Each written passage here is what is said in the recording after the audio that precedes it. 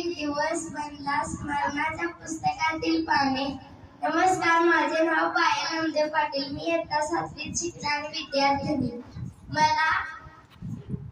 आम्हाला कोरोना आला तेव्हा परीठ सरांनी जे ऑनलाईन शिक्षण घेतलं त्यामुळे 2 वर्ष आमचे नुकसान सुद्धा झाले नाही. आम्हाला 2 वर्ष आमचं नुकसान सुद्धा झालं नाही व त्यातून काही वाचायला सुद्धा यायला लागलं.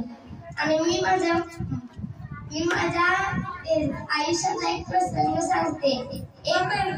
मला एका मार्काचं जे काय महत्व असतं ते कळालं आणि मॅडमांनी मॅडम आता या पदावर आहेत ते पद मिळवण्यासाठी किती कष्ट करायला लागलं ते सुद्धा मॅडमांनी सांगितलं. मला अशा माझ्या स्वर करून